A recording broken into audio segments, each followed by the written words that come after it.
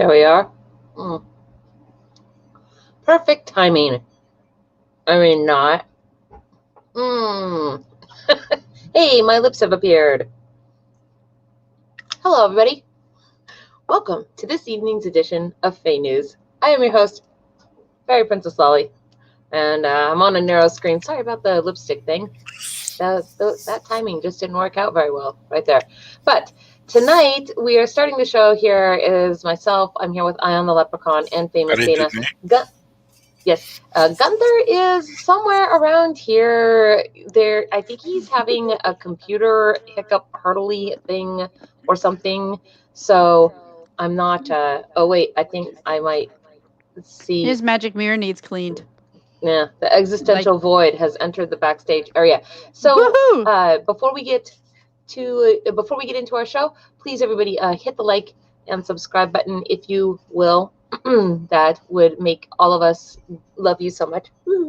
And also, I would like to give a shout out to today's show sponsor, which is Platyfly Studios. And I see a Gunther now. Okay, Gunther, I'm going to bring you in. And I'm not sure what's happening right here. I don't know either. I don't know. My computer. I don't know. There's one there. I think it might be Cal Morbid, but I'm not entirely sure. It seems like the kind of thing he would put.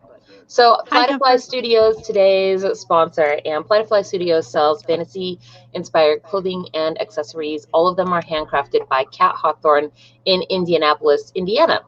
And in her Etsy store, in her Etsy store right now, you will basically find ready-made items, including pixie skirts, mermaid gloves, and made-to-order as well. So it's a great opportunity to get yourself that unique item. Halloween is just around the corner, so you can get it for coming up holidays or get a jump on your holiday shopping. So, because basically that's what we have coming up after that, Yuletide, yay! So you can also find her on Platyfly Studios on Facebook and Instagram as well. And she will be running sales over this holiday season, so please go check her out. Her link and information is going in the ticker, and it is in the low bar as well, the descriptor down below if you click the expand button. So, or unhide or whatever it is on YouTube/Facebook. That looks very interesting. Yes, and now that is out of the way. Hello, Holly. I see you out there. Hello, Holly. Yes. Oh, yes. One other thing. Today is, you have 1 day left to sign up for the Cyber Samhain. And if you don't know what that is, we will be here on the 31st of, what are you? Are you eating something? Oh, yeah. Okay. He's eating pizza. I really thought for some reason he just had like those fake lips in his mouth and he was like going to smack them like, wait. He was going to smack him like this. He hates it when we make that noise. That's a pet peeve for Gunther.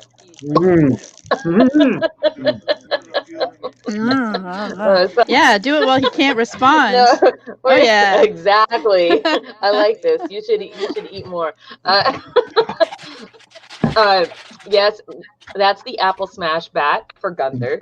No, so yeah, we're going to be here on October 31st. We are doing a Tooth Fairy candy exchange, though, and if you would like to be in on that, just click the link. It is also in the low bar. You can just find that on any of the videos and go there, sign up. You will find out who your partner is and get some clues on what kind of candy they like, and then you can go get them candy, send it to them, and somebody shall send candy to you, and then we will all eat our candy together on Halloween. It'll be great, and I'm very excited, amongst a bunch of other things.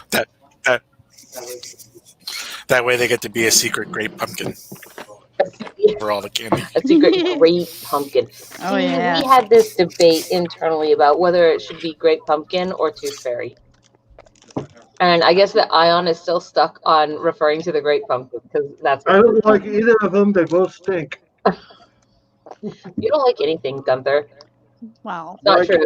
He likes liquid candy, like soda pop. Gunther Thanks for the input, Linus. Gunther really needs to learn to be more positive. I'm positive. Coming if you from say where? if you say that to somebody though, like if you tell somebody that they need to be more positive, does that mean that you have a negative perspective of their outlook and you're being negative while telling them to be positive? I certainly hope so. That's like saying you have optic rectumtitis. Oh. That's when your optic nerve gets wrapped around your rectum nerve and you get a real crappy outlook on life. Oh my gosh, shut up. I can't even believe all of those words came out of your mouth so fast and without getting tongue-tied over it. Oh, that was his mouth? Because I know what it is. I'm not going to say which nerve it was, no. So what? I feel like I see a jackalope out there in the audience. Hi. So yes, one of the things that we're going to be doing, of course, on Samhain, we'll be having our dumb supper and reading from the Book of Remembrance. And also, because look, you guys, I have the Fairy Press newsletter number 2. It is out. It is on its way to you if you are on our Patreon. I was like, is somebody going to start shaving or something? Like, you know, that's no good. Trimming their fuzzy ears and whiskers. I haven't done it in a while. I'm sorry. Yes. So and court. We're having court, which basically was the talk all night long in the Hedge last night. Is what to put into the treaty, and all of Gunther's attempts to hijack land from everybody and become a count. That's not true. It is true. It says right here in the Gunther's gossip section of the newsletter. It says Who Gunther wrote that? is what? Some little pixie did, I'm sure. I'm sure I wouldn't know. Gunther is trying to hijack everybody's barony so that he can become a count. Not everybody's. I don't want anything down by Morbid. What? And you didn't hear? I mean, there's here's the problem. famous Dana in here. There's only one problem. Quick, tell me. Well, are we talking about Gunther's aspirations for higher title? Yes. See, here's the thing that I learned, or at least works for me, Gunther. Or Duke Morbid does not sound good. Like Baron Morbid sounded pretty good. Count Morbid sounds properly spooky, etc. I don't have aspirations for higher title because it doesn't sound good. And I think Baron Morbid. Baron Hammerhand sounds fantastic. Count Gunther, Count Hammerhands. Actually, Duke Hammerhand sounds pretty cool too. You're not helping. So, I could be the Duke.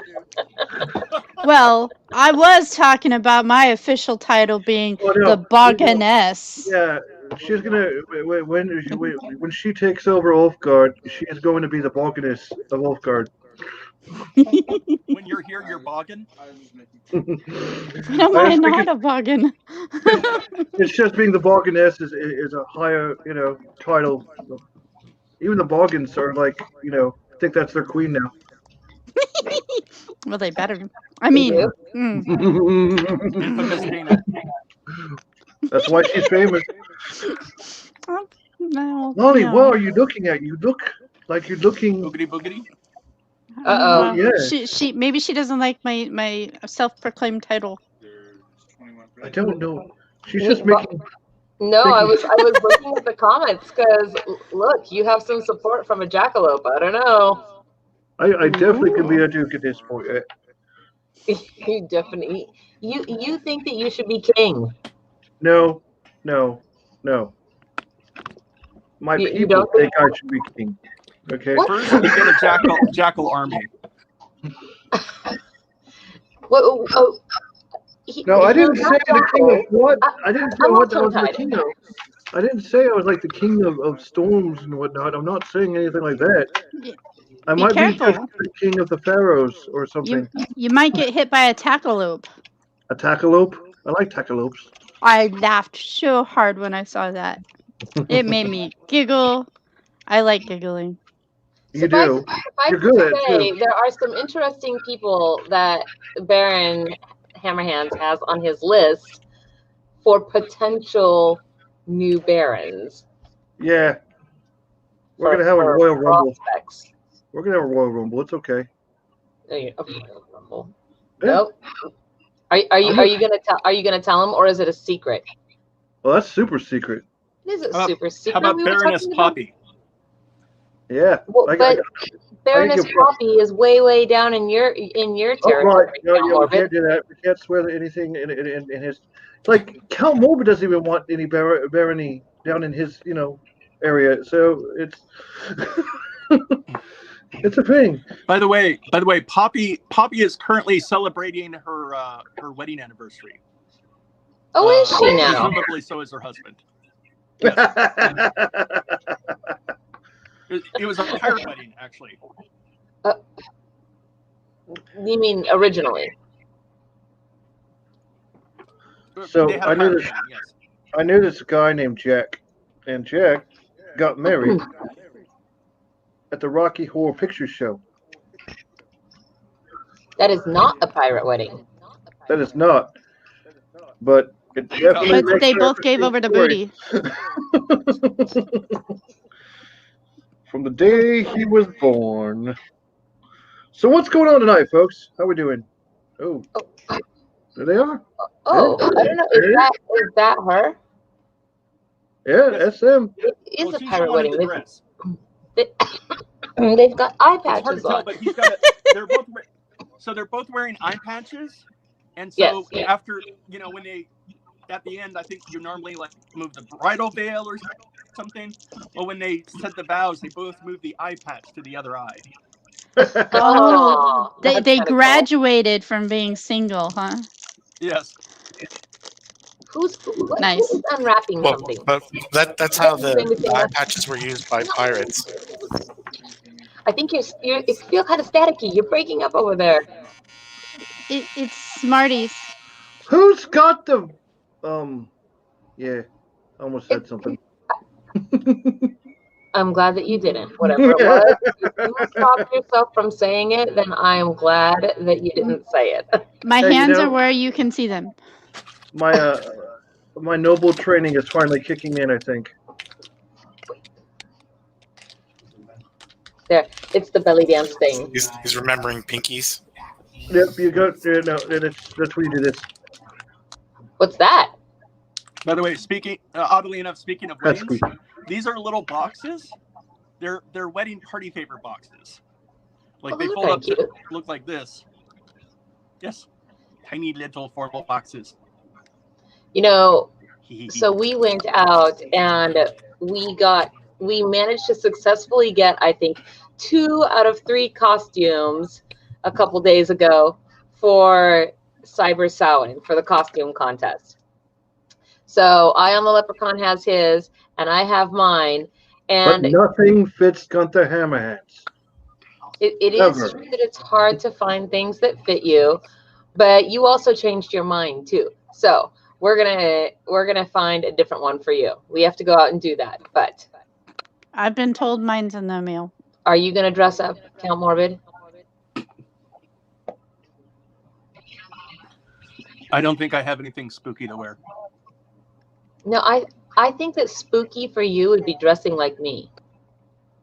I want to see you dressed like a candy raver. That's actually called cross-dressing, from what I understand. It's not okay.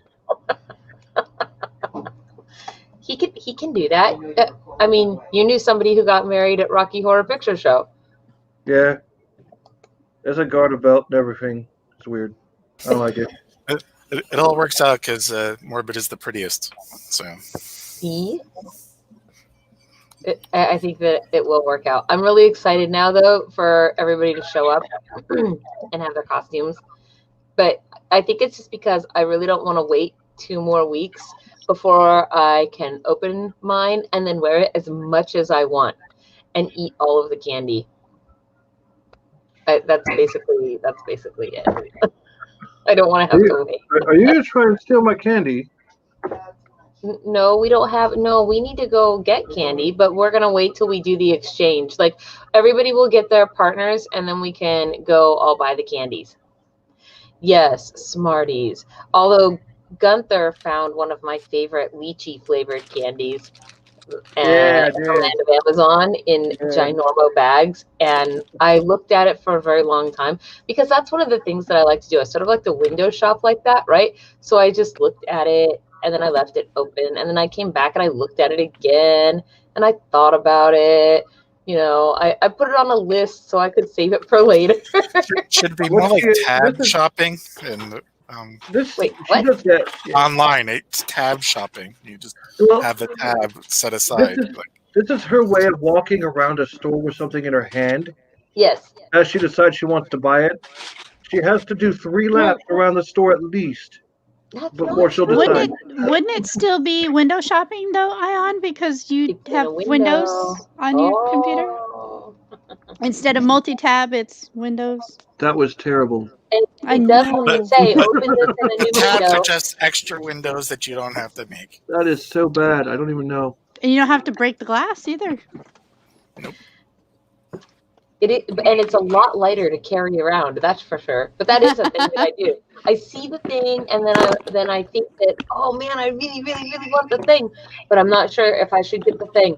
And so that's when I say, okay, time to carry it. And so then I pick the thing up and I carry it with me for a while.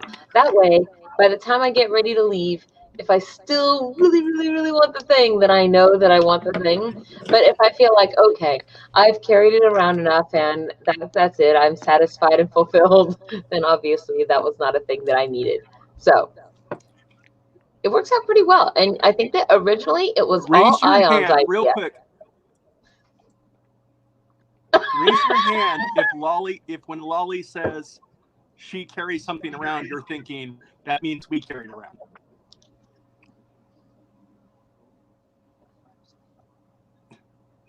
Ion. This is he does this.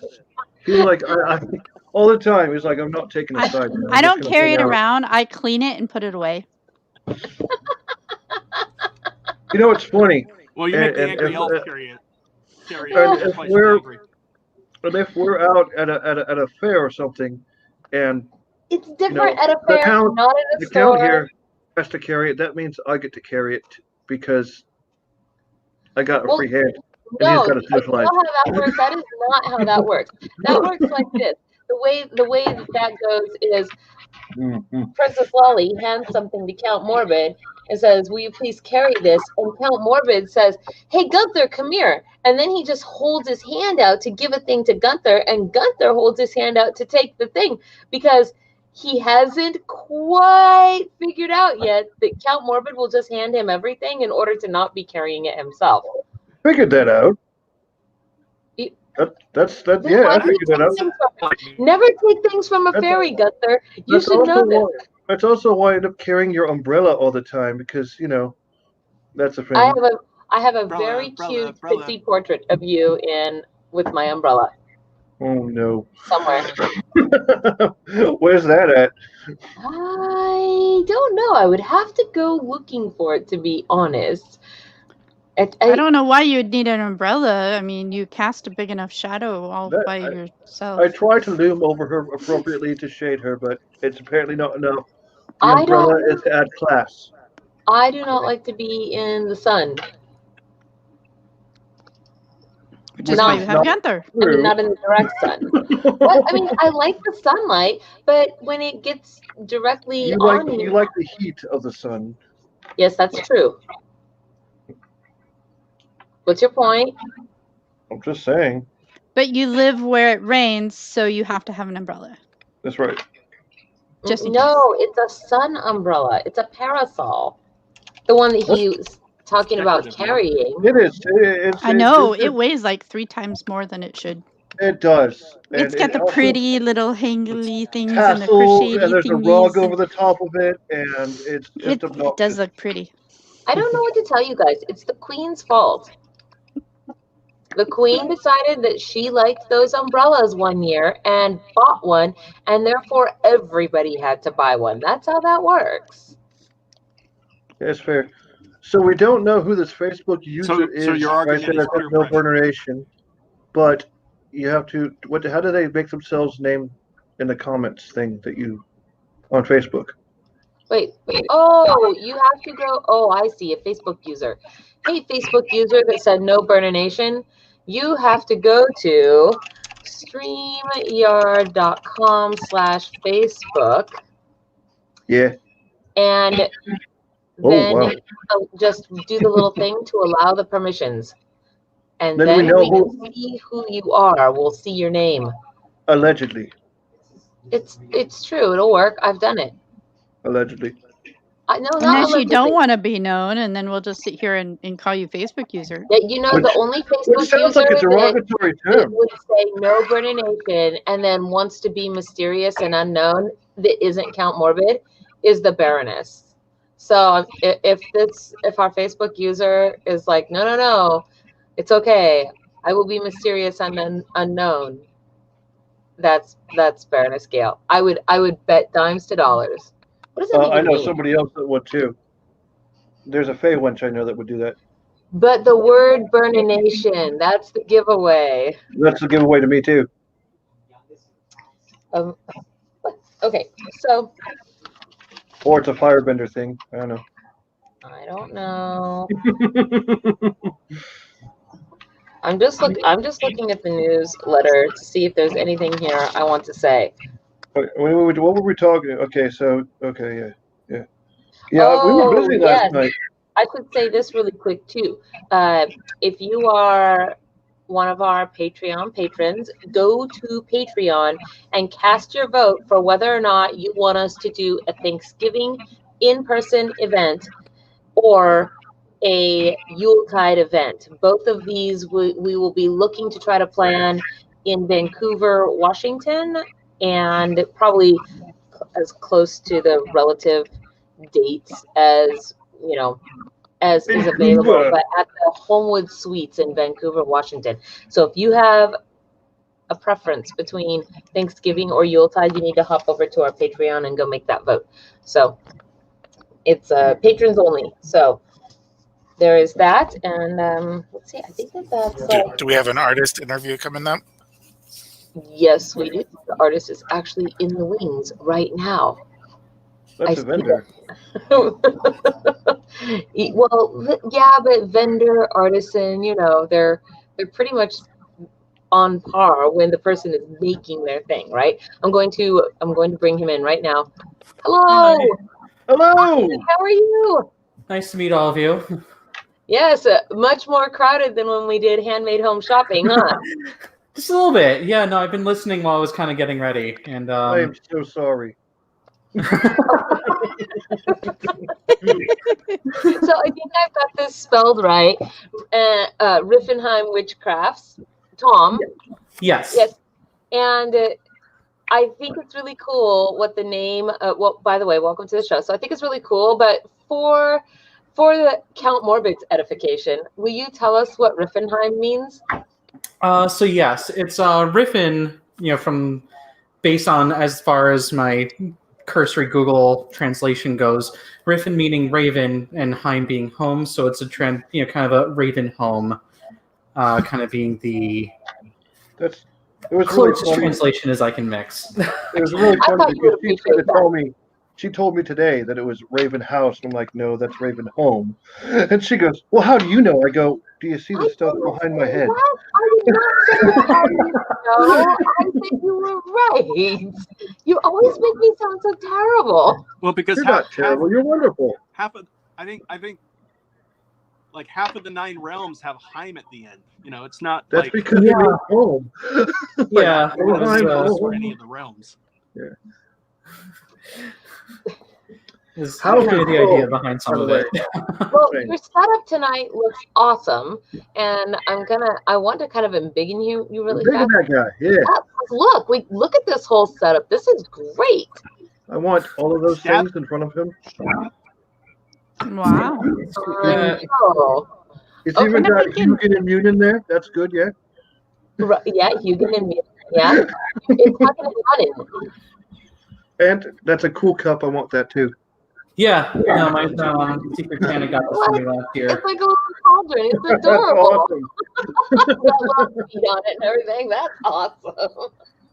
Oh man. So please, if you will, we obviously know Rifinnheim Witchcrafts, but introduce yourself and let everybody know. Tell us where you're from, and obviously we can see you've got some magic wands there, so let's hear about it. So hi, my name is Tom. I'm from the Hudson Valley region of New York. Specifically, I live in just south of Sleepy Hollow. So that's awesome. Always a fun thing to lead off with. Playing with the camera, Lolly. Sleepy Hollow is a fun place. I've been there a few times. You have? Yes. I didn't know that. Anyway. Back to Tom. I'm sorry, what was the original question? It's okay. It's late. You're way on the East Coast over there, so it's got to be what, 11 o'clock now at night? Just after, yeah. Yeah. So no, I just said please introduce yourself and tell us about what you're from. Tom, you are from the area right near Sleepy Hollow, and you make magic wands. Yes, that's correct. So, yeah, I kind of got into it after a 21 plus Harry Potter party. I want to go to that one. So made a kind of a prop wand for that and got a lot of compliments. And I kind of went, maybe that's something I can do a little more with. And then kind of through trial and error, actually kind of started finding more and more of a like actual like artistic and more kind of like spiritual calling to it, as opposed to just like, oh, let me make some props. So I want to say really quick, by the way, for all of you guys watching out there at home, if you have questions that you want to ask, you can feel free to put those in the comments and we will ask them to our current wand maker here, Rifinnheim. Tom, I want to call you Rifinnheim because then people will remember the name. You are absolutely welcome to. So can I ask a question myself of your work here? How long have you been doing this? Like, how long did it take you to kind of get this? I mean, I'm not asking you to tell us how old you are. So. It's perfectly fine. Most people don't believe me when I actually tell them. But so I started the whole wand thing about maybe 2 years ago.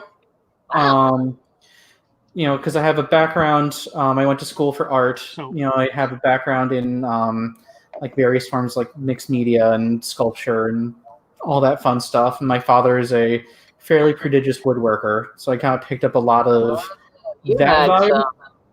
You had some secret behind the scenes expertise help. So yeah, I kind of started.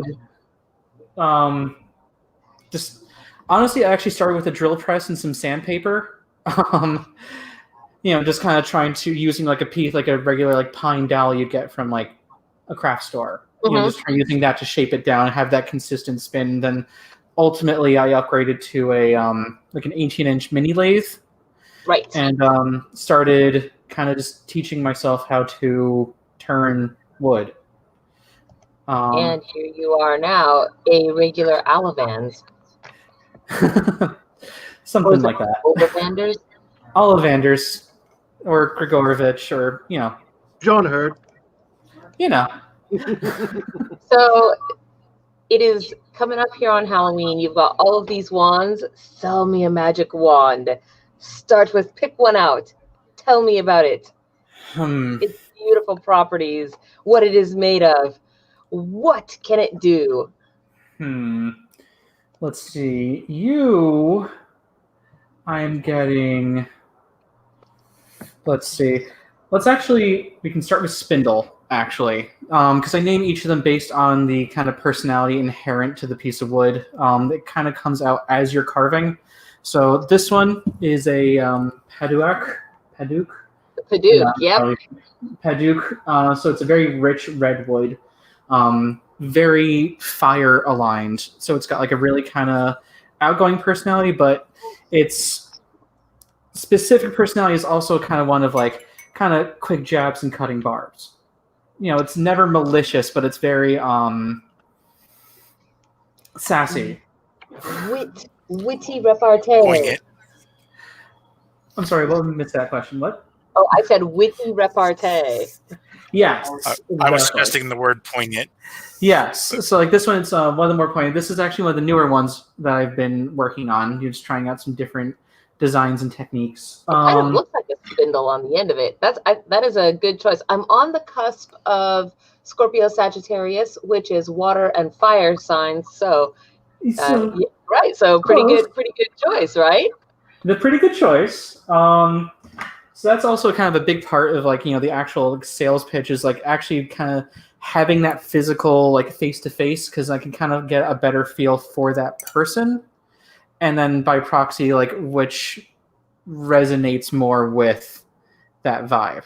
So like it's just been trying to translate that to a more digital medium. Okay, pick one out for Eye on the Leprechaun. Let's see. That's crazy. I would actually maybe go with this one here is named Dryad. Ooh, Dryad. A little shorter. This one I would technically count as one of my apprentice wands, just because it's a little shorter. It's supposed to like the more master ones are a bit longer, like 14 inches and longer. So this one's a good 11.5 inches. This one's cherry. So it's got some fire and air. Hey! Got you. So this one, kind of playful, like very playful, very at the same time kind of more protective. It's will kind of play pranks, play jokes, but at the same time is very inherently, as I said, like protective of like those that it cares about. So it's almost spooky how good you were at this. Well, it's true though. You have that penchant for stage magic, and you are definitely a tricksy sort. And his bloom day is April Fool's Day. That's pretty awesome. Right? Okay, now Gunther. Let's see. Gunther. Let's see here. I'm getting a bit more of an earthy vibe from. I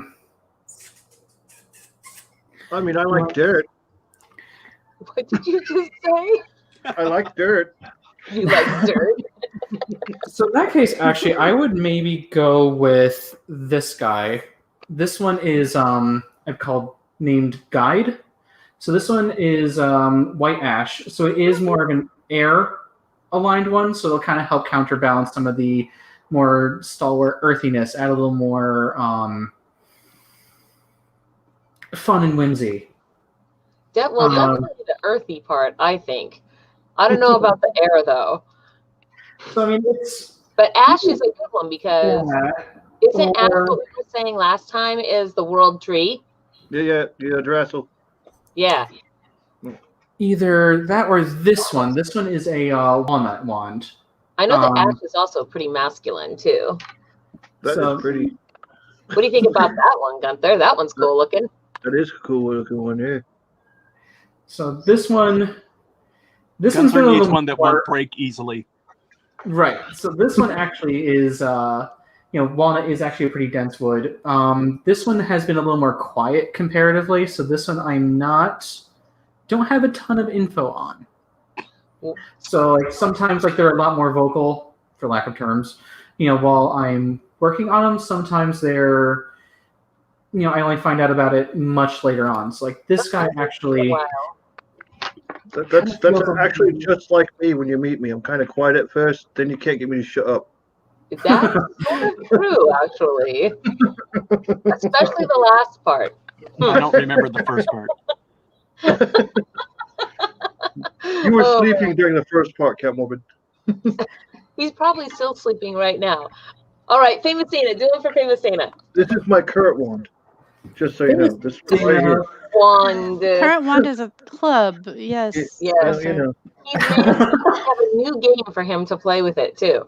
Yeah. This one, actually, I would say probably for Famous Dana. This one is the Confectioner. Oh!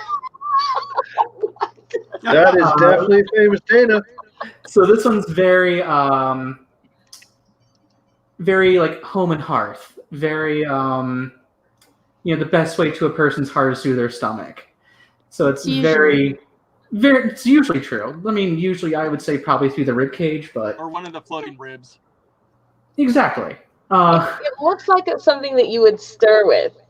Right. They did that, or like I was also kind of thinking this part kind of reminds me of like a rolling pin. Oh yeah. So some of the names, like I said, are a little more clever than others. Other ones are a little more topical. But this one definitely, it's also cherry. So it's got good balance of that kind of fire and air. But this one is a very more maternal. More. Kind of got you nailed there, Famous Dana. Well, the fraternal part, maternal. But, not paternal. I guess I'm yeah, sorry. I bit my lip when I was eating the Smarties, so yeah. But you like confection sugar, so that's a thing. I'm a Gemini, so sometimes you get the good and happy nice, and sometimes you get the mischievous and not so nice, which is why sometimes Morbid calls me the infamous Dana. Trust me, I get it. I'm a Cancer Gemini cusp, so I'm. That's almost like having 3 personalities, right? Because you've got 2 in Gemini and 1 in Cancer. Exactly. Yeah. No, it's real fun being in my head. At least one of them's crabby. That's all. My daughter is on the cusp between Taurus and Gemini, and she just doesn't know what to do with herself. That's why we call her the angry elf. It's true. She has one of those glares that's just like. And it's always glare on. I mean, for always. Even when she's happy is the baseline, and then every now and again she actually turns it off for a second to crack a smile. Is that resting glare face? Glare face. Yes, it is the resting glare face. It is indeed. I love her to death. And all right, Count Morbid, should he try to do you, or are you just ineffable? I'm trying to think I might have I don't even think he knows what that means. That is not the F that I was referring to, Baron Hammerhands. Oh, sorry. But I mean, I meant inscrutable. I meant unfathomable. What? I can't help it that my vocabulary is large. Morbid is the darkness, the night. Release the bats. I was just saying Darkwing Duck, but that's actually pretty cool. Batman. I'm cheerful. He's cheerful. When? Like right now, that's actually cheerful I for rather him. did like ineffable. Yeah.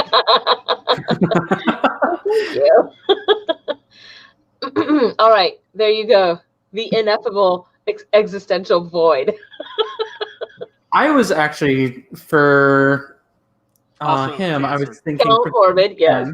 So like this one's actually my personal wand. It's like this one is African Blackwood.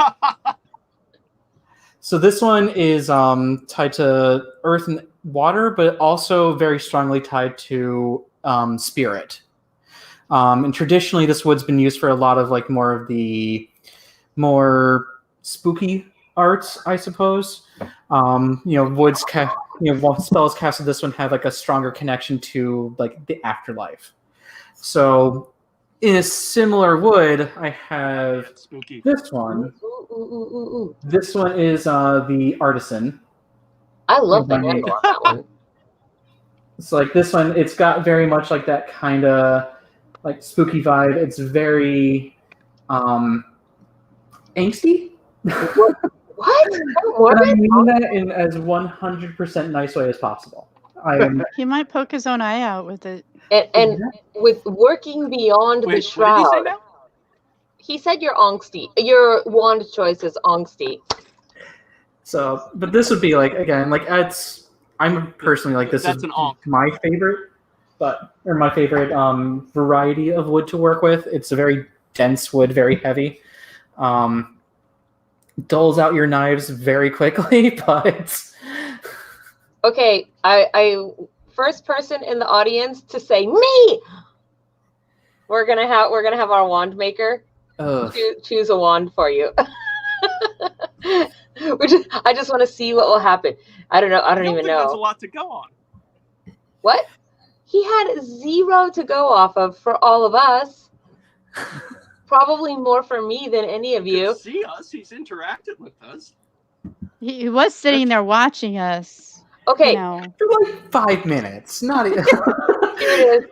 This is what I have. Can you? I don't know if you can see that picture or not. Can you see that picture at all? Not. Nope. Let me see if I can find a large version of that.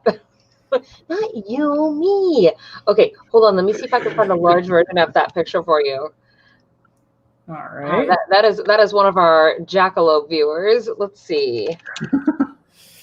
And I might have a picture that I can pull up on screen, and then we could see it. Let's see. I'm looking. Here we go. I got you. Okay. What? Who's got what? Huh? Okay. It kind of reminds me of the Martyr from the live action Alice in Wonderland show from Disney Channel forever ago. But with a side of horns. That is Justinian the Jackalope, Justinian LeBlanc Esquire. Gotcha. That is our court scribe.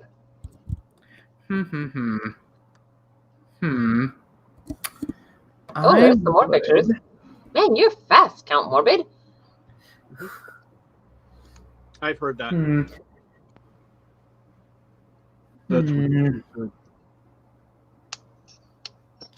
I might go with this guy.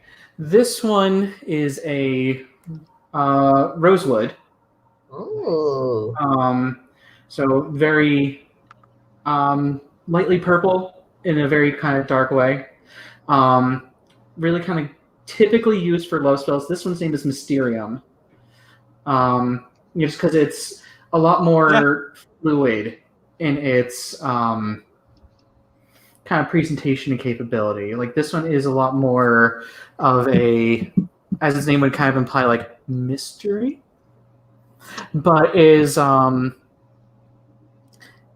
of constantly shifting.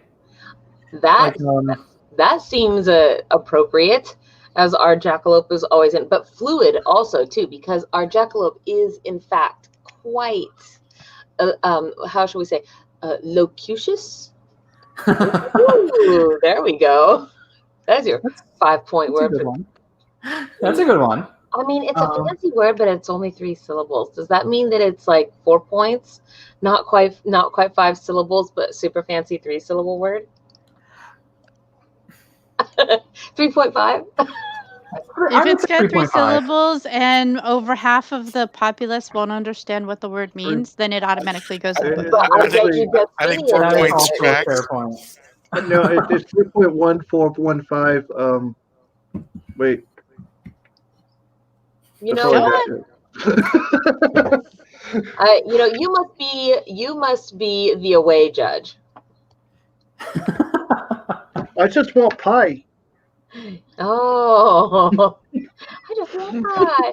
We did have. I saw, even though it came in. If you're willing to do one more wand, sure. Okay, because we had this one here. So this is one of our dark elves. Yes, I mean, I don't want to say. How dark are you talking here? I mean, I don't know. I don't. You know, no Talking about the questions, no unseelie one questions, no herself? answers. All I know is that, you know, kind of dark elf, maybe a little unseelie. Kira I might would, cut you, for a or me, doppelganger or friend, somebody. Kira might cut somebody. That's all I'm saying. Many Kira personality might cut issues somebody. there. Okay. Yeah. Hey, I would probably go with this one here. by the This way, is- here's what Justinian said. I love rosewood. It's my favorite wood, ironically. Cool. There you go. All right. For the Kira one, Yes, back to John Kira. So this one is called Osteo. What's the It's a cherry one, so again, it's got a fire-air balance to it. This one in particular is kind of straddles that spectrum between kind of, for lack of terms, light and dark. So this one, as you kind of can see from its design, is a little more phalange, like it's kind of shaped like the finger bones. So this one is kind of equally capable of putting things back together as much as it's capable of breaking them. So, that somehow seems very fitting. that is a strong. That's a strong wood elf, though. That's all I'm saying. I'm just saying that I suspect that John Kira can just as readily disassemble and is capable enough to reassemble as well. Hey, Kira, what is your astrological sign? Should tell us in 3 minutes. Well, there's delay. a little bit of lag. So I'm going to pull up your shop here on Yon Interwebs really quick. We could take a look at it and just kind of cruise through that. But if you will, tell us just a little bit about, like, we've got some of these guys here, and so we've got the holidays coming up. And do you have anything that you plan on doing for the holidays? Are you going to run any sales? Is there, like, what do you got going on over there? Are you going to be live at any shows, and if so, where? So I actually have a virtual market coming up on the 30th. It's with hosted by Moon Serpent and Bone. And then on the 31st and the 1st, I'm actually going to be live in person with at a psychic fair up in Greenwood Lake. Doesn't mean much to you guys, I'm sure. Yes, but we have viewers from all over, so right. I'm sure it's but it's up in Greenwood Lake, hosted by Crystal of Quartz. Real quick, she's a fire sign. He nailed it. You did nail it. You're good at that, aren't you? This is cool. It's like a Triskele, but with ravens on it. That's cool. I like it. My one of my good friends from college actually did all of my graphic design work for me in exchange for cider. So pretty fair trade, or pretty awesome trade, honestly. But he actually did a really amazing job designing the logo, coming up with like some of the promotional material, coming up with some of the just all the design work, and then just giving me the capability to kind of take it and run with it.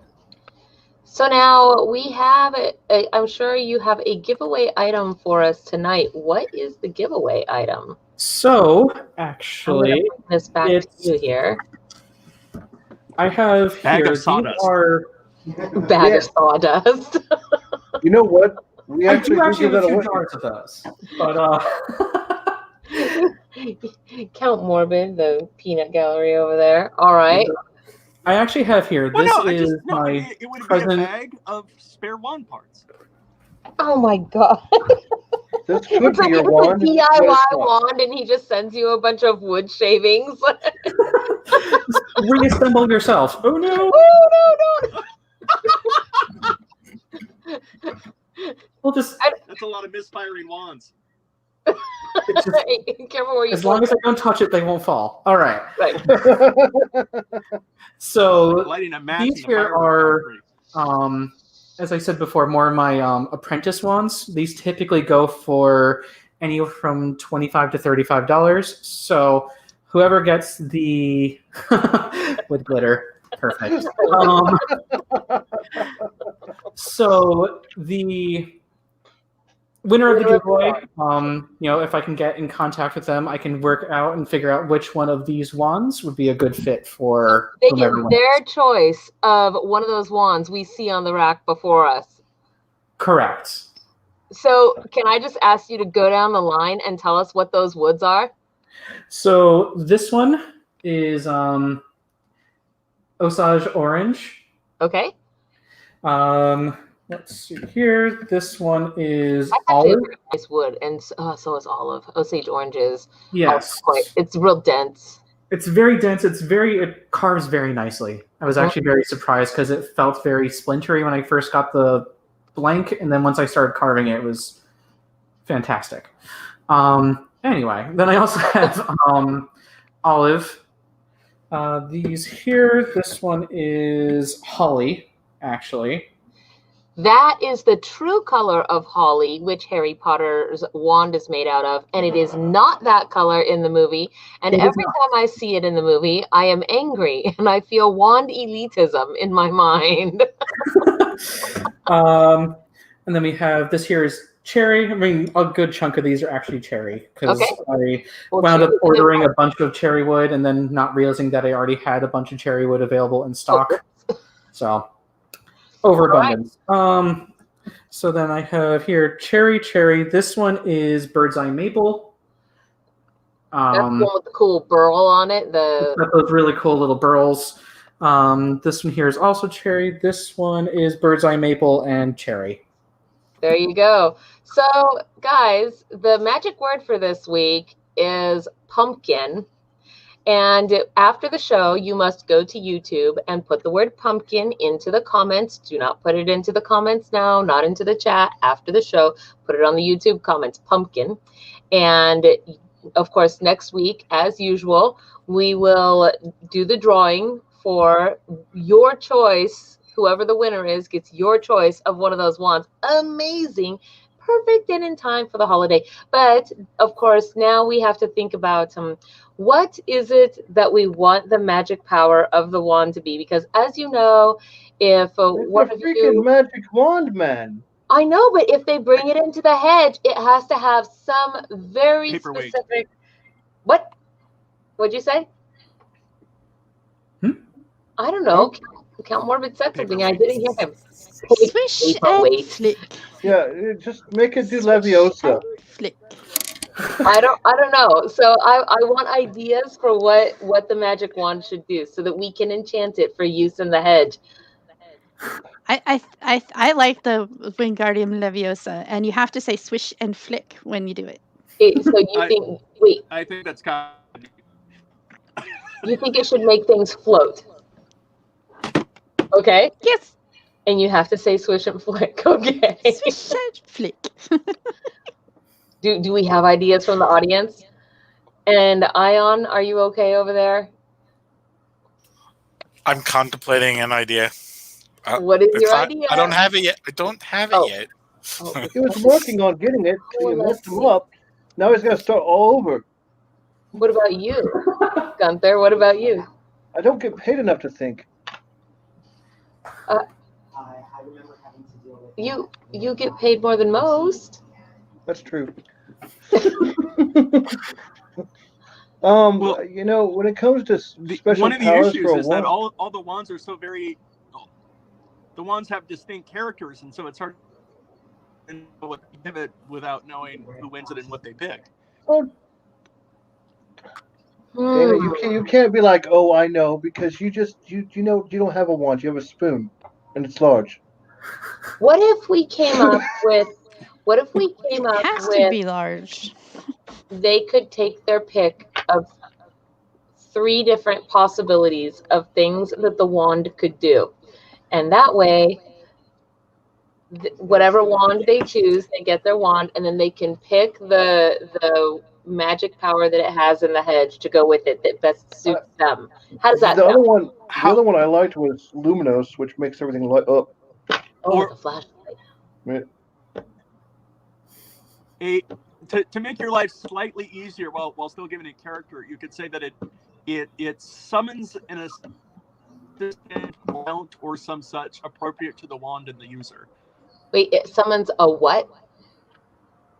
Or not. I didn't hear you. You cut out. Like an imp or an assistant, a lackey. I like that one. I also said mount. I feel like if we were giving away a Ouija board, that'd be good. I like this. Okay, we have 5 choices so I will make note of those, and then we will decide. We'll decide on 3 of them. We'll narrow it down, and then after you should probably write that down because you're going to ask me later, and I won't remember it. No, because as you've clearly stated, you don't get paid enough to think so. All right, well, Tom, is there anything else that you would like to say before we let you go tonight? No, thank you all so much for having me on your show. This was actually a lot of fun. I haven't had a chance to actually do the whole wand vibe in a while, so I really appreciated that. Thanks for giving me a chance to flex the magic muscles. We were glad to have you on and get you finally on the shows.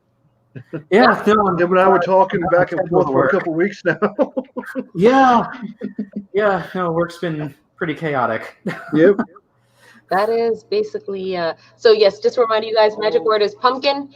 And also, if you are on our Patreon, you will be automatically entered into the drawing. You can get a second entry if you still go and enter the word pumpkin into the comments on this video when we're done with the show today. And just as a reminder, your wandalier, wandier, wand maker. Keep it simple. Wand maker. That works. Wand maker, okay, is Rifinnheim Witchcrafts, and please go check out his work. You can find him both on the interwebs and of course Facebook, Instagram. Go do the likes and give him the support. So thank you so much for being here tonight, and I look forward to the drawing next week to see who wins and see what they choose. So all right, excellent. What if the wand can turn someone into a pumpkin? Bippity boppity, only if they say bippity boppity boo. What if they can turn a pumpkin into something useful like a cart? What if the wand can turn itself into a large knitting needle? But then it would need a partner. Name Thread. I can turn pumpkins into pies. That's a pretty good magic trick, I think, too. I mean, famous Dana could do that. Yeah, that's witchery right there, and it is not my discipline of magic. Turning her discipline cloth of magic into... is make everything glitter. No, it's not. It is not. No glitter. All right. Good night. We shall not keep you longer. Bye-bye. Good night, guys. Thank you again. Thank you. Oh, this is a fun one, you guys. And he made it so fun by giving everybody a choice. So go and give him a like. Yeah, check out his shop and find something you might like. I know. I was actually looking at Instagram earlier. So, well, that I think largely brings us around to that time of show where, don't you know, we read these articles. I don't know what you're talking about. Let's see. You mean the news portion of FAE News Network? You know, when we actually do news or something. We have one of those? Oh, it's crazy. Send news. Send news. Oh, yeah. Well, you know, you guys can send news, actually. I have a little thing for that right here. Oh, see? News and gossip right there. There's actually a link for it in the low bar. And I check it. You'll see. I check it weekly. He does, because Gunther is the one that organizes all of our articles for us. I'm sorry. That's not true. Sometimes Cal Morbid throws some things in there too. And then, of course, if anything comes on the form, the news form, then we do that too. So let's see. He checks it weekly because he's not very strong. You know. Well. Or just because I forget. That happens. Not really. often. You missed it. It's fine. I'm weak. Wait, what? I don't know what you guys are talking about. I was going to say, though, that I'm going to read a piece of gossip from the newsletter, which is... Why? Uh-oh. Your job is not gossip. Knock it off. Why can't I read it? Your job is not gossip. But I really want to read a piece of gossip from the... You want to read everything. Let her. She gets the chance to do it. It's her show. I like to think that we share it a She's little. got like multiple shows that are her shows. You know, Gunther, you have to hook the audience into wanting to get the rest of the newsletter. So you might as well let her read a little bit so they all want to get it, right? I mean, maybe. Too late, Gunther. Pick your piece of gossip. Go on. It's gossip time.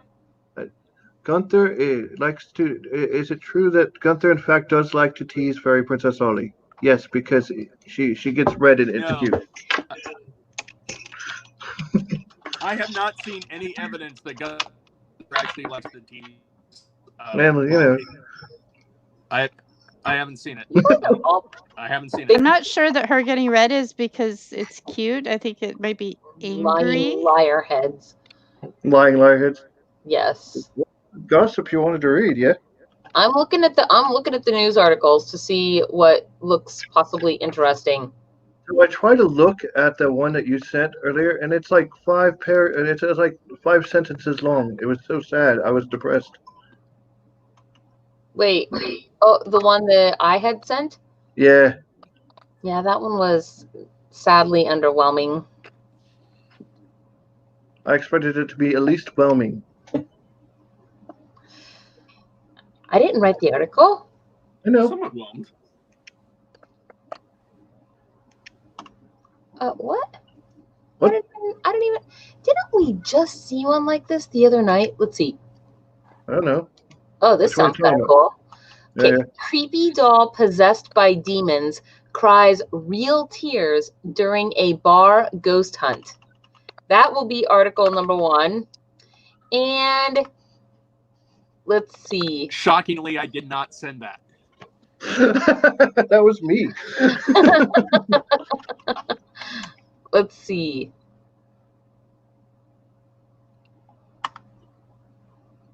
Oh man, this one just sounds kind of funny. Let's see. Which one? What did you just delete? Don't delete things.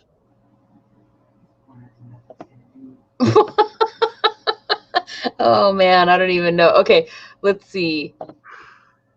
I hate when she does that. Okay, here we go. Anonymous prank bench plaques reinstalled by city after public outcry. We better get to see what some of these prank bench plaques say. You do. Okay, so creepy doll possessed by demons cries real tears during a bar ghost hunt versus anonymous prank bench plaques are reinstalled by the city after public outcry. Ion, start the timer, please. Okay. So if you want to hear about the creepy possessed real tear-crying doll, type number 1 right now. And if you want to hear about the anonymous prank bench plaques, man, I don't like saying that. Press number 2 right now. A mouthful that one is, yeah? And Gunther, give us some gossip. Why? Okay, I'll pick a piece of gossip. You pick a piece of gossip, yeah. Let's see. Oh. Go to the top of them. There might be something up there you like. Let's see.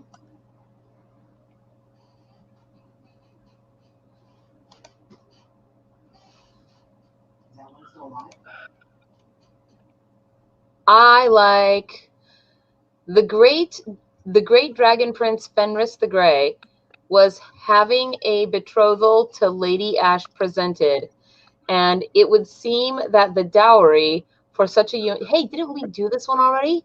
That's in your news article. The dowry for such a union is worth the merger of lands, 14 goats, 6 tubas, a rubber duck, and 19 heads of a gentleman named Cabbage. Yeah. I don't know that guy, but I feel sorry for him. He's going to lose his head 19 times. Famous Dana looks unimpressed.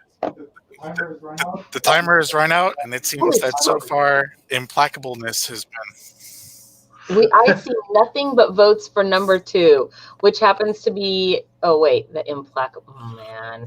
Oh. It took me a second. Dang it. Okay, let's see.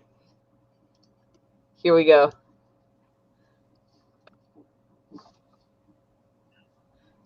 Come back. Where's my share screen? Here we are. It's a certain type of benchmark right there. All right, here we go. Anonymous prank bench plaques reinstalled by city after public outcry.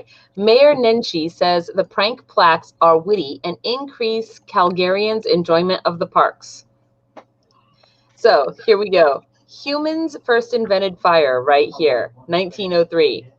At this spot in 1906, explorer Dave Thompson forded the Bow River with his herd of 14 African elephants.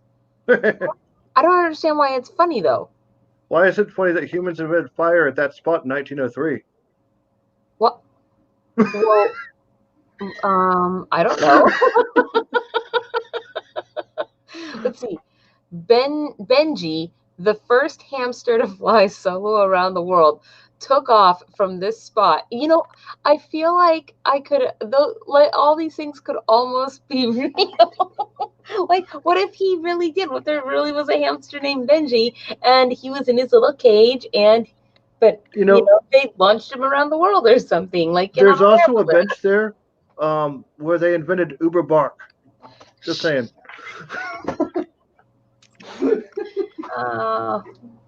Silence. Calgarians could use a good laugh, and even though it came in the form of unauthorized park bench plaques, the mayor said he is thankful. Why doesn't one of them just say wet paint?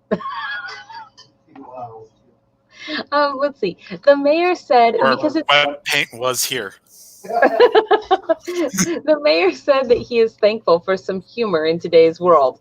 This week, an unknown person installed some bench plaques professionally engraved with historical facts, quote unquote, at Beaumont Park in Northwest Calgary.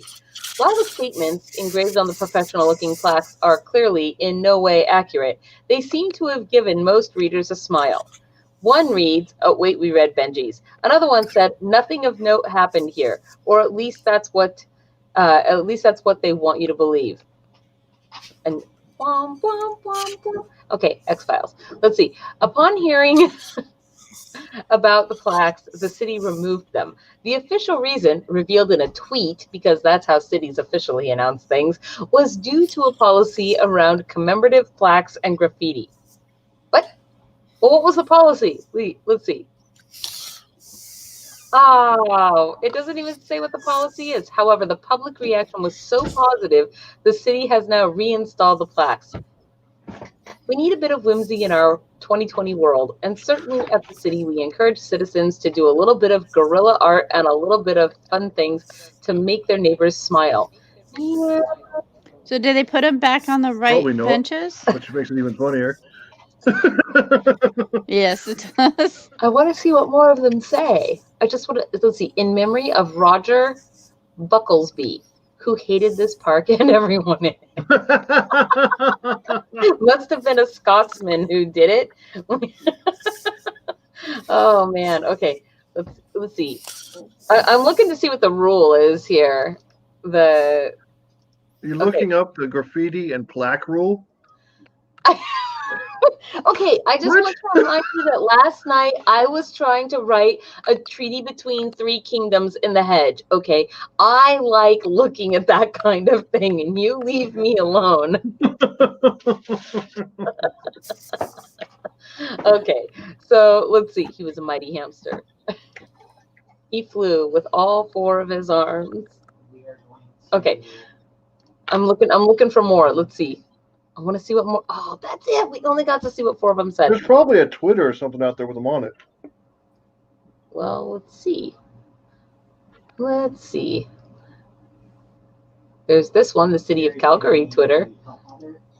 Maybe they'll quote the freaking law that you want to coin. What if we each came up with a funny plaque to put there right now? Maybe that's what we should do instead of geocaching. We just make plaques and stick them up on trees and around the city. We could put fairy doors. Well, you can't really do that. You can't do this to someone else's geocache because then it might give it away or something, and that is uncool to kind of, even if it's a good sort of, you don't really want to do that. But we could do fairy doors all around on trees randomly. I mean, here's a bench. Nope. I see nothing in their Twitter. Bah! We only got to see 4 of them. I am saddened by that. All right. I didn't even tell you the law. That's terrible. I know. That's what I'm trying to say. I really wanted to know what the law was. Okay, give us another piece of gossip, Gunther. And I am going to, I think I know what I'm going to choose, though, for the next 2. So, let's see. Gunther, gossip? Yeah. Did you know that at one point, hang on, what the heck does that say? Okay. Stormy's not here to defend herself. However, Stormy apparently was once kicked out of a fairy market for walking up to fairies that slightly resembled her and claiming to be the future them and telling them to come with her if they wanted to live. I can see her doing it. Yes. What? That has to be true.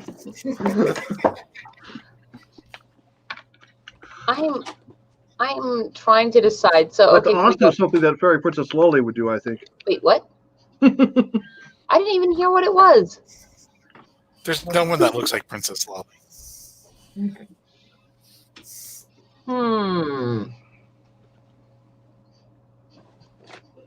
I'm not sure that there's anyone that looks like the kitty either. I'm just saying, there may allegedly be somebody out there that tries to look like Fairy Princess Lolly. Doesn't work, but they try. There is here we go. We're going to choose between, I'm not doing this.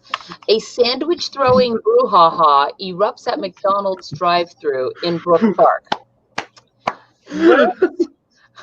Versus, because what in the heck? Because we're gonna do food here. So this one here, a chicken nugget. Did you really just delete most of my articles? No, I moved them around. So don't do that. I can do whatever I want. Chicken nugget launched into space to celebrate Iceland's 50th anniversary. So we're having a food fight here. Wait, is it either between McDonald's? I think, right? I don't know. I mean, Burger King could do chicken nuggets or some other place. I don't know. What about Chick-fil-A? Do they do chicken nuggets? I don't know. Who threw the chicken nugget into space? I don't know, but I want to know why the chicken nugget is celebrating Iceland's 50th anniversary. Does Iceland have? So if you want, Ion, please start the timer. That ability? And have chicken nuggets been around for 50 years? Anyway, if you want sandwich throwing brouhaha, press number 1. If you want chicken nugget launched into space, press number 2. That one's just funny to say. Wait. You're like saying brouhaha. I have something better than gossip. You do? What do you have? I have a dog. Yes, it's we have one vote for number 2. One vote for number 2, which is the chicken nugget launched into space. Did you know one fast food burger can have meat from over 100 different cows in it? That's it.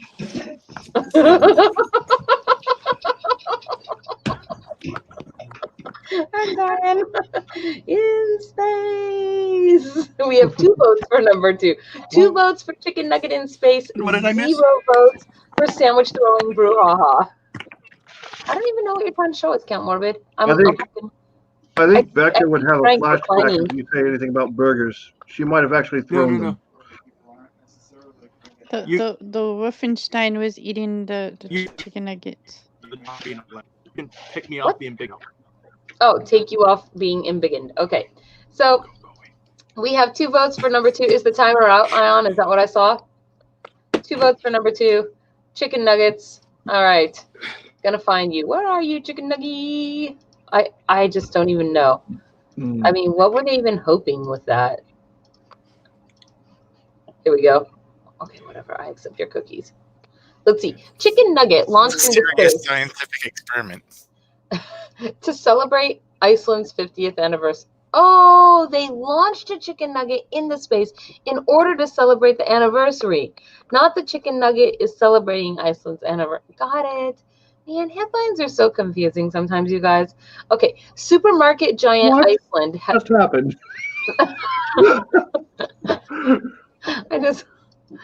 It became clear to me in my mind what I was actually reading.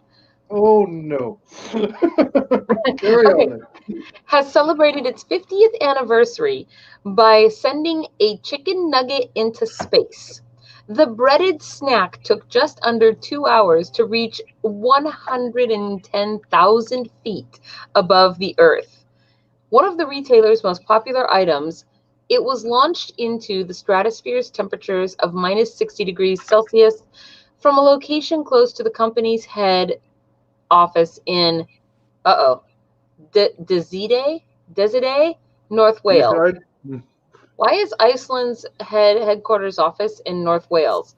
I mean, because it's a supermarket and not a country. And I realized that a little bit later after I made my questions. Oh, Iceland is the name of the supermarket. Got it. Weird, huh? Okay, here we go. We're gonna see what this thing. Okay, there's the. That's why you're reading it on an Irish news website. I know you guys can't hear the music that is in this, but it's really like that epic music, that they play in videos. I don't even know what to think about this. I feel like we're watching a little chicken nugget on its journey around the Earth or something. It still has nothing on Pound Town. Pound Town looks terrible. It's flying. I don't even know what to think about it. Chicken nugget in space. Okay, here we go. Having reached peak altitude, it then headed back down towards Earth at 200 miles per hour. What happens if you get hit in the head by a chicken nugget traveling at 200 miles per hour? You'll wonder what came first, the chicken or the egg. With its parachute, it had a parachute. Is it even heavy enough to have a parachute that deployed at around 62,000 feet? And now we're figure out where they hid the parachute at. In order to enable a safe landing. How did Smush! And it rolled downhill. Oh my gosh. It's still bound, yeah. That video was actually, no, it was not actually from the chicken nugget. I thought that was a fake video. Was that actually a video like GoPro on the chicken nugget? Uh-huh. Yes, it was. Yes. It's similar to how that guy that skydived from space got into space, big balloons. Okay, so the altitude reached was reported to be the equivalent of the height of 880,000 Iceland chicken nuggets. How high are you? I'm 880,000 chicken nuggets high. Okay. Sounds legit. A staple of frozen food aisles, more than 10 million chicken nuggets, chunks, and strips were sold last week alone. It has been a successful year for Iceland, which has been named the fastest growing high street supermarket with 20.1 year-on-year growth. Yes, I'm so excited to read about these stats. Trading Director Andrew Staniland Is it because it's not law? said 2020 is a huge year for us as we celebrate our 50th anniversary, and we wanted to find ways to mark the occasion, just like anyone celebrating a birthday in lockdown. So we launched a chicken nugget into space. What better way to show that our products are out of this world than by sending one of our customer favorites into space? We've all changed the way we shop in recent months, and frozen food has never been so popular. We're looking forward to continuing to celebrate our 50th year with customers, blah, blah, blah. They partnered with Sent into Space, a team of experts in the field of stratospheric exploration, to send the nugget into the atmosphere. I wonder if they can sell that nugget and how much it would go for. You think somebody would pay $10,000 for that nugget? Elon Musk. Yes. There's I someone who actually would pay think it's $10,000 for that nugget. definitely frozen now if it wasn't before. Yeah, it gets That's- crispy again on re-entry. I was just I was gonna say something like that. friction at 200 miles an hour. Ouch. Oh my gosh. Good Okay. point. Give us some gossip, Gunther. I'm going to pick 2 more articles. That was No. actually a cool one. I really liked that one. Is it true that Fairy Princess Lolly is known for throwing the box of microwavable meal away, then immediately having to fish it out to see how long to cook the meal, and somehow still burn the box? What?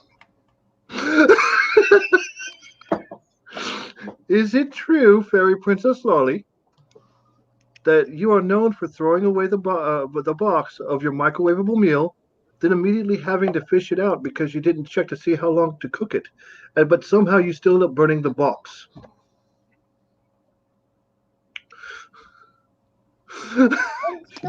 She doesn't like it. The times that I have seen her burn food, we have not been near a microwave, so I cannot speak for this. How many people here throw away the box before they find out how long they're supposed to cook the food for? It just, you know, how. Me? Maybe. Me. Me. If I don't read the instructions, I'll definitely muck it up. Okay. Unless it's an egg. You got boiling an egg down. That's because it's water. And granted, I've mucked up doing water before, but not nearly as often as other things. So let's see. Here we go. More humans are growing an extra artery in our arms, showing we're still evolving. Versus cattle mutilations reported in Oklahoma, possible alien involvement. So, Ion, please start the timer. And if you would like to hear about how humans are apparently growing an extra artery in their arm, showing that we're still evolving, press number 1. If you want to hear about cattle mutilations in Oklahoma with possible, what do they think it is if it's not aliens? I mean, that's crazy. Chupacabra. In Oklahoma? Yes, what could possibly mutilate cattle It's on planet Earth besides the aliens? You know, I have a really tough time choosing this one. Did you know cheese is the most stolen food in the world? Nuh-uh, really? Yeah. Isn't the most thrown food too? Because I don't know about that. What? You haven't seen people throw cheese on each other and film it? I mean, I usually use, Cheese Whiz. That's a thing. Like the American cheese that you get out of the little wrapper thingy, you can. And it just famous Dana in internet years, I believe that 4,000 years ago. I don't think it was as sticky 4,000 years ago. Okay, you guys. Wait, is the timer out? Yes, the timer is out. Okay, I see one. Did you know television was invented only 2 years after sliced bread? Is that true? Yes. Well, I mean, you can't blame me for questioning whether or not you're telling me the truth. These are all facts. The guy invented television won 2 Nobel Prizes in physics, the only person to do so. Wait, what? Farnsworth is the only person to win 2 Nobel Prizes in physics, and he won it for television. So it is going to be the humans growing an extra artery here. Give me a second, and I will just pull that up. I have to say, I think people have been slicing bread for a really long time, just not necessarily selling it sliced. Pre-sliced bread. More humans are growing an extra artery in our arms. I don't like this sentence. I just feel like this sentence is wrong. Showing we're still evolving. Picturing how our species might appear in the far future often invites wild speculation over standout features such as height, brain size, and skin complexion. Yet subtle shifts in our anatomy today demonstrate how unpredictable evolution can be. Take something as mundane as an extra blood vessel in our arms. which, going by current trends, could be commonplace within just a few generations. Researchers from Flinders, that's a funny name, Flinders University. It's like it wants to be Flanders, but somebody made a typo and now it's just Flinders. Or, you know, or like it was the Flins and the something Inders, and it just, anyway. And the University of game. And the University of Adelaide in Australia have noticed an artery that temporarily runs down the center of our forearms while we're still in the womb isn't vanishing as often as it used to. That means there are more adults than ever running around with what amounts to be an extra channel of vascular tissue flowing under their wrist. Since the 18th century, anatomists have been studying the prevalence of this artery in adults, and our study shows it's clearly increasing, says Flinders University. It's like they're the finders, but with an L. Anatomist Tegan Lucas. That's kind of a cool name, Tegan. Tegan. The prevalence was around 10% in people born in the mid-1880s, compared to 30% in those born in the late 20th century. So that's a significant increase in a fairly short period of time when it comes to evolution. The median artery forms fairly early in the development of all humans, transporting blood down the center of our arms to feed our growing hands. At around 8 weeks, it usually regresses, leaving the task to two other vessels in the radial and the ulnar arteries. Let's see. Anatomists have known for some time that this withering away of the median artery isn't a guarantee. In some cases, it hangs around for another month or so. Sometimes we're born with it still pumping away, feeding either just the forearm or in some cases the hand as well. To compare the prevalence of this, well, what's its purpose? Dang it. To supply more oxygen and blood to that area of the body to make it more efficient to use those muscles. It's while it's growing. Well, yes, but the idea with evolution being that if for some reason somebody had that mutation and it succeeded, then there was some purpose that it served that gave that person an advantage. So it probably made hands grow more easily, but it went away because it's unnecessary afterwards. But evolution only really applies to things that are harmful. So it doesn't need an advantage in the long run to hold on to it. And everybody was stunned into silence. I'm still stunned. Yeah, that happens. Well, it says here that we might imagine having a persistent median artery could give dexterous fingers or strong forearms a dependable boost of blood long after we're born. Yeah, that's what I said. Also puts us at greater risk of carpal tunnel syndrome, an uncomfortable condition that makes us less able to use our hands. What? I don't know. I mean, I guess that's it. That's all I'm reading of that one. The carpal tunnel of love. Well, maybe that's going on in my family because most of the people in my family have had carpal tunnel syndrome and have had to have surgery on their wrists to alleviate the pain and pressure in the hands. So maybe my whole family has had this extra artery. Then I just don't know it yet because my hands haven't freaked out yet. So you're telling me you have a family full of mutants? Yes. Okay. Yeah. No. You heard it here first, folks. It also pop out bone claws. Let's see. That's amazing. Okay, Engineer develops the world's first real-life retractable Star Wars lightsaber. Yeah. I'm sorry, I got excited.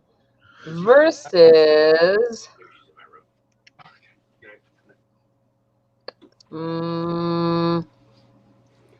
versus 300 cocaine packages wash ashore on a Dutch beach. Drug tourists look for more. That also sounds fun. Somebody turn this. So I hear an extra feedback speaker from somewhere. I think that was the house Lou. The house Lou did a thing? The house lieutenant thing. Yes. Okay. Besides trying to steal all the dross. Start the timer, please. The extra sound was me. As it turns out, my headset became unplugged, apparently. Oh. So I heard it took the creator of the Rubik's Cube, Rubik, 1 month to solve the cube after he created it. However, it only took Ion 4.22 seconds. Is this correct? To solve the Rubik's Cube? Yeah. It's been a while since I've done it that fast. 3 seconds. He doesn't have an extra artery in his forearm so that he's extra dexterous. I figured the rumor is that because that's apparently a Guinness World Record, and he likes Guinness, so. I'm pretty sure with enough Guinness he'll think he did it that fast. The records for Rubik's Cubes are pretty amazing. There's a record for how fast it is blindfolded, and it's unbelievably fast. Like I can't believe it's that fast blindfolded. So an engineer develops the world's first real retractable lightsaber. That's number one. And if you want to hear about 300 cocaine packages that wash ashore on a Dutch beach, press number 2. We have one vote for one. If you want 300 cocaine packages to worship on your shore, press number 3. Yeah. We'll put a good word in for you.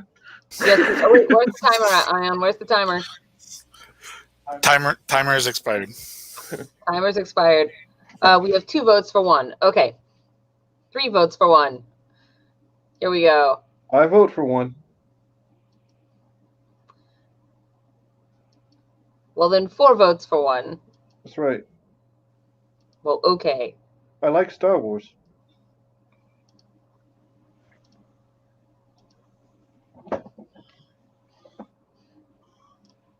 Here we go. Engineer develops the world's first real-life retractable Star Wars lightsaber. That looks like a blowtorch.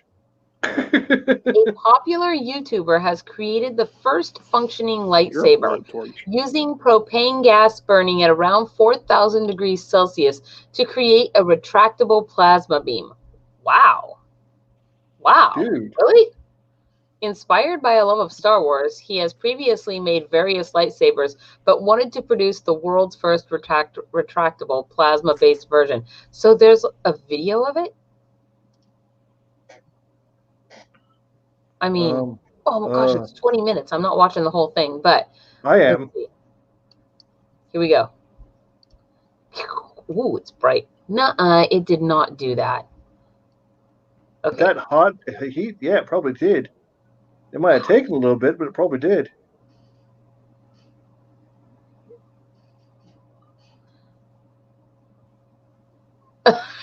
What is going on? Can't hear nothing. I know. Well, never, because I don't turn the sound on them. I didn't know there was going to be a video, so I'm just kind of like forwarding to the part where it's like, get to the end. I want to see the actual lightsaber. Holy smokes! Look at the machinery this guy owns. I mean, that's a lathe. That's actually pretty normal for a machinist. That kind of stuff, yeah. He's an engineer. That's different than a machinist. You have to be a little bit of everything when you're an engineer. Okay. Oh wait. I know how to do. Okay, here we go. Some of that. That looks really cool. Things that Famous Dana and I are going to watch later on. Because Famous Dana's like, ooh, I want to build it. Oh my gosh, for real? Yeah. Wow. Can you imagine having to walk around with all that propane? Yeah, you could just wear it like a it's a propane pack on your propane pack in your back, you know. Propane pack and propane accessories. Oh my gosh, look at that. Wow, what? Yeah. I was actually thinking of the Ghostbusters song, but it's Proton. It's a proton pack. Whoa, look at that. Look at that. That is so cool. He made a plasma torch that happens to look like a lightsaber handle. Too hot to handle, too cold Yeah, to hold. safety first, dude. Safety first. Boric acid. Boric acid, isn't that what you use if you want to make soap? Whoa, he's making it cup. Hold on. We have a whole thing of that somewhere, I think. Oh, wow. Hey, Ion, guess what we got to do now? Fairy Princess Lily wants us to make her a lightsaber and use the boric acid to change colors of the blade. That's so cool. Man, it's kind of bright. Shouldn't he have some Same thing we do every night, Pinky. Basically. Well, he does have safety goggles on, but not like welding torch goggles. Yeah, that's what I mean. Because that seems like it's bright and it's only on a screen for me. Look at all the colors he can make. I know. I love the green. I do. That's amazing.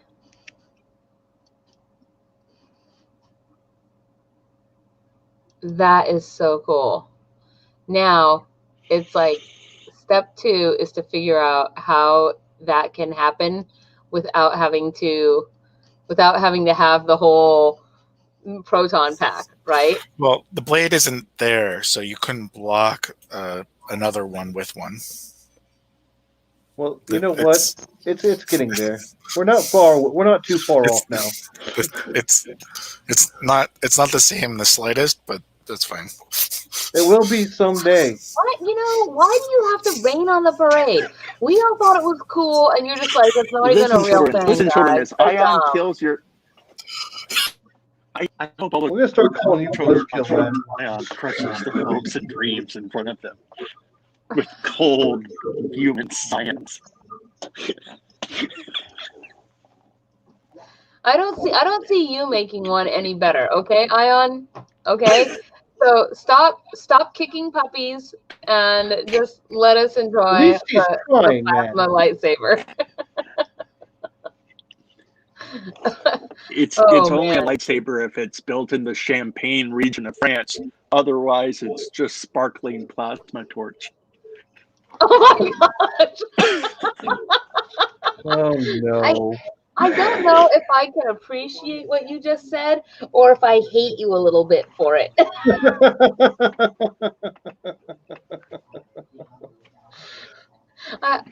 I'm just saying. Let's see. Okay, so let's see. A duck by any other name will smell sweet. Well, it's 9:16, and I know that we've got a pizza pie waiting for us, and I ate mine. So I want to do one more. Honestly, I want to go back. I just want to pick the article because... Is there an article you want to read specifically? Yes, I really kind of wanted to hear about the demon doll that cries tears.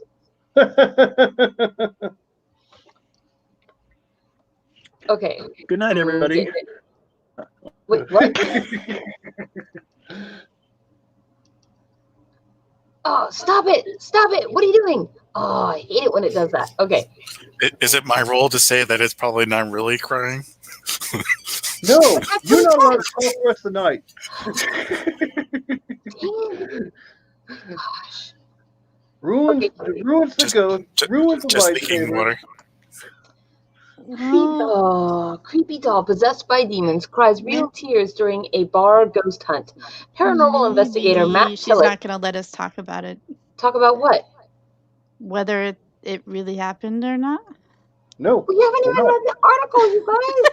What are we going to talk about? Okay. I'm going to stop interrupting you. Gotta read the article, and then we can talk about it. Okay. Let's see. Often takes his possessed doll along with him when he explores haunted locations. But after visiting Hideout Bar in Wales, her face has been left stained by tears. Whoa. Whoa. Wait, what is this? I don't even know. He takes the doll with him? Apparently. I mean, so a creepy doll that... I think I know why it cries. No, Ion, no. Do you want to read this article, Ion? That way you'll quit interrupting me because you'll be doing something else. Okay, let me read. A creepy doll that some claim is haunted by demons started crying during a ghost hunt in an unexplainable development.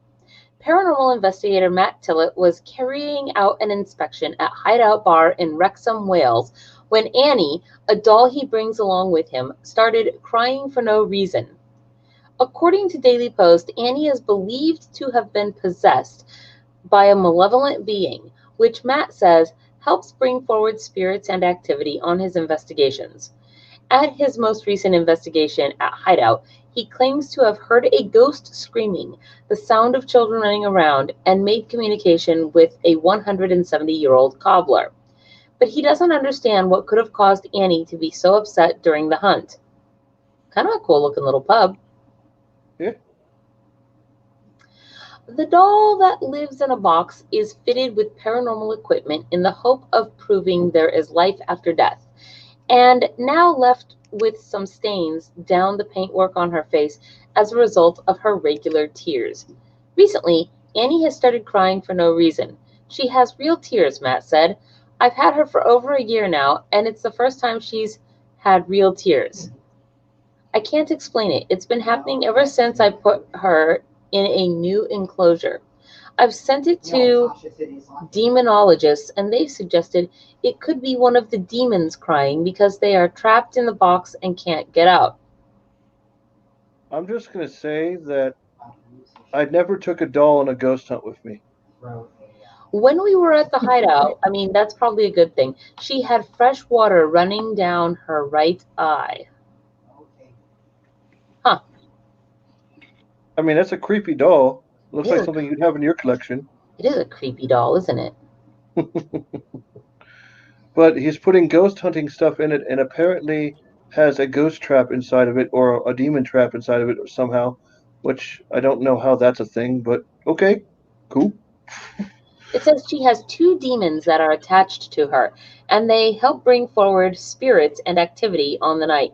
Her lights were going off at Hideout, so I think it was children that were trying to play with her because they like dolls. After going through footage from the evening, Matt says he caught what he thinks is a woman screaming. Is this the footage? I don't know. You can clearly hear it. The noise is really loud. We think it's either a scream or somebody whistling to make us go downstairs. The noise was caught in a flat upstairs above the bar, which has been abandoned. It's such an eerie place. I enter every premises as a skeptic. I won't believe it until I actually have seen or heard something. So for me, when I hear something like that, it's brilliant. It's something you can't hear with your ears, so when we're doing an investigation, we're oblivious to the sounds at the time. It's only when you hear the recording back that you can make out the noise. What? I don't even care about this stupid place. I want to hear about the crying doll. Oh, man. Okay. House Lou, I can hear you. Let's see. Oh, man.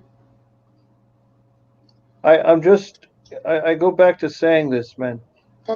You don't need to carry a doll around to go ghost hunting, okay?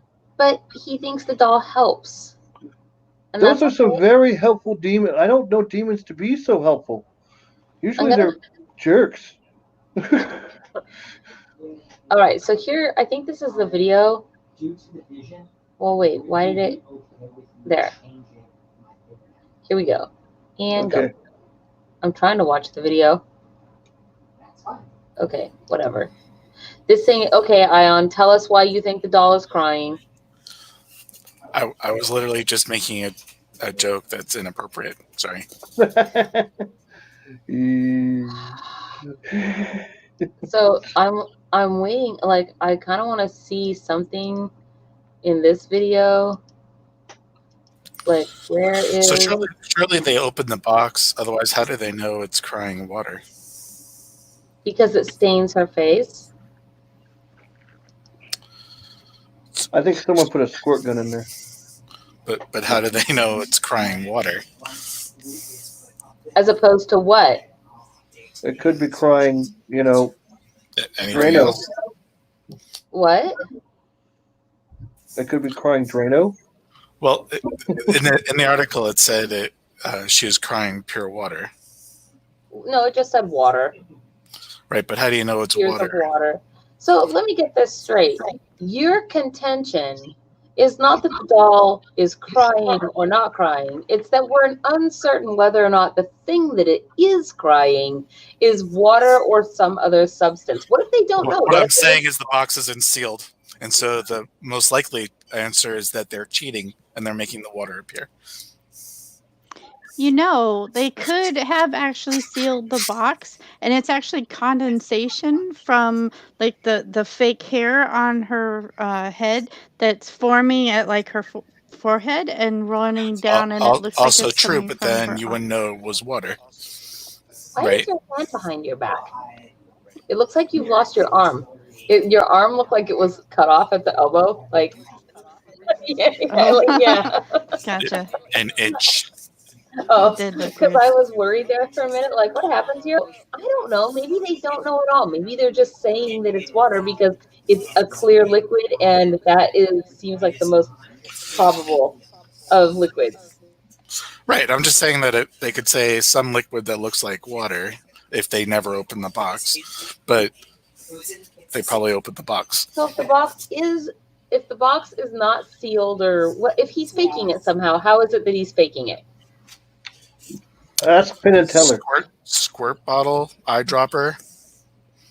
Wouldn't people see him put an eyedropper on the doll? You could also like open it up, put some ice in there, and then condensation. And nobody will see him do that. I mean, the doll is like. Have you ever been on a ghost hunt? It's not like we have a video of it crying. Well, no. I mean, the implication seems that he brings the doll, he sets it up, does his thing, and the doll starts crying. Not he's telling us that the doll is crying within the dark confines of his room at home. I'm just saying. We don't know that anyone else was watching it. Also, it's very dark during ghost hunts. You actually do them in the dark. You have to have a flashlight, night vision goggles, something. So you are in the dark. So there's lots of ways that nobody saw them. I mean, those videos did have a different lighting. Can somebody explain to me why ghost hunts have to be done in the dark? How come they can't be done use of during the day? electricity? Because use of electricity. They use an EMF detector, and electricity being on, even turned on in some way, will cause the EMF reader to go off. But most of the places we do ghost hunts are abandoned houses or old hospitals. Yes, but you can get a base reading. You can get a base reading and find. You can get a base reading and find anomalies. In the house. That's why you turn off all the power to the house. That's what you're supposed to do. And then you take base readings of the house, because then you know how much electricity is going through each room off of the EMF when you do the base reading. Therefore, when there's some anomalous effect that happens, you'll see it because you know what the base reading for the room is. It's called getting a static. Getting a static. Morbid. I was saying, on a scientific basis, one of the other reasons to have the lights off is because it's spookier. Yeah, that too. Ah, yes. True science. Thank you, Count Morbid. Thank you. Well, also shadows and things that you may get will reflect off of other lights in the house and may not give a good camera viewing of what the people who are in the house are seeing. Also, you can pick up, with certain lighting, you can actually pick up like dust or bugs or whatever flying through the air that people are like, hey, look, that's a ghost. No, it's not. It's dust. It's an orb. No, it's not. It's dust. I don't know. You cannot know. I've done it. I don't know. Okay, It is 9:27, you guys. A pizza pie waits for us. It is, what day are we on? We are on Wednesday. So we will be back with you guys on Friday for author reads, and then again on Sunday for handmade home shopping. Please remember, you have one more day. Tomorrow is our cutoff day if you'd like to sign up for the Tooth Fairy Candy Exchange. And you can get in on that. You don't have to join us for Cyber Samhain to do the candy exchange. You can just do one of them without the other. But we would invite you, of course, to join us for that. Speaking of tooth fairies, what? I'm going to go to the tooth fairies tomorrow to see about getting my toothies. I know you are, and I'm very excited for that. Please hit the like and subscribe button, everybody out there. Here's the link for you for the Cyber Samhain. Pow, pow, pow, like and subscribe. And don't forget pumpkin in the comments below after it's over. Yes, get the word pumpkin into the comments section after the show. If you want to be entered to win your very own magic wand, you get a choice from like 10 different magic wands from today's vendor, which was Rifinnheim Witchcrafts. Rifinnheim Witchcrafts. Rifinnheim. Ravenholm. Rifinnheim. Oh my god. Oh man, you guys. Let's see. Yes, Persephone, I see your question here really quick. Can you and your daughter each join the Tooth Fairy Exchange? The answer is yes. I'll get to the link. Want to put in? Yep, the link is up there. The link is also in the low bar in the description of every video since the last week of September that we do. So you can look at any of our videos on Facebook or YouTube, and you should be able to find that link. But feel free to go there and sign up for another person if you like. So, and I think that is everything for tonight. And with that, we shall bid you adieu. We're having that costume contest though, so looking forward to seeing some folks and seeing some dress up. And Famous Dana's got a secret costume she's not telling us about because. Yes, it's got horns. That's what it is. What will Famous Dana be? She could be a devil. She could be a satyr. She could be a troll. She could be Satan. She could be just trying to keep it secret so she might win.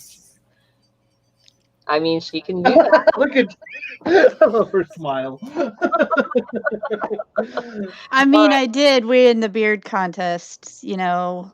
I finally caught up. I caught up. Look at that. I got my beard's as long as yours is now. All right, yours is multicolored too. It's nice. Everybody, say goodbye. Bye. We'll see you on Friday. Have a good one, you guys. Bye bye. That's like the gray in my hair.